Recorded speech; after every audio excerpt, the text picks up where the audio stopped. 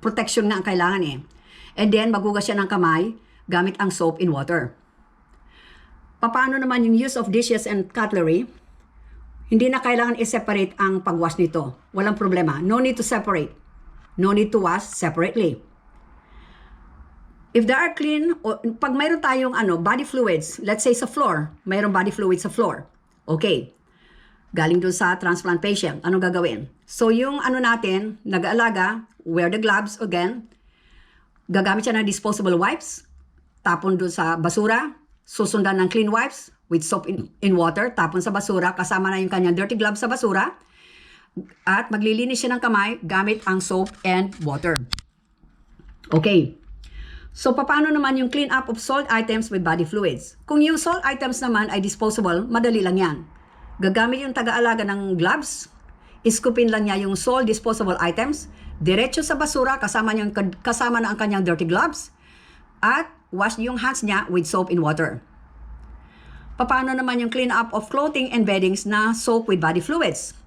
Okay, gagamit uli yung taga-alaga ng gloves, ilagay niya yung mga beddings and clothing contaminated with body fluids sa separate laundry bag. Wash them separately. Tapos, maghugas siya ng kamay gamit ang soap in water. Sa mga unused and expired medications, ano gagawin ng pasyente? Ibalik ng pasyente itong mga unused or expired medications sa kanyang pharmacy. Huwag niyang itapon yung mga gamot sa garbage at huwag niyang i-flush yung mga gamot sa toilet. Okay. So, kapag walang gloves, na-expose ka sa mga gamot, pwede silang mag-cause ng rashes sa skin. Depende yan. Kung yung nag-aalaga vulnerable, baka mayroon pang other problems that's gonna happen. Yung consequence nun. Okay. Skin, exposure, kailangan protected yan by wearing gloves. Okay, kasi rashes, kung magtagal-tagal na exposure, di gumagamit ng gloves, yung nga sinabi ko sa inyo, ang problema dito sa mga gamot na to, they have the tendency na mag-cause sila ng cancer. Hindi ko sinasabi. Tinatawag silang mutagenic. Pwede silang mag-cause ng problem at maglilid sa ganyan. Pag palaging hindi gumagamit ng gloves, exposure palagi, yun ang patutunguhan nun. Risk. Okay. Yung paggamit ng condom, kailangan talaga na no tear in no hole. Okay, para walang mucous membrane invasion. At yung paggamit naman nitong natin, lid with cover, para walang inhalation ng aerosol na mayroong medication doon na present. So, nag-avoid tayo ng consequences. We don't want any problem. Alam natin na itong mga gamot na to ay cytotoxic. So, kung change lang na kanilang genetic or DNAs, magkakaroon lang ng changes na hindi magkakaroon ng harm, is maaring okay lang.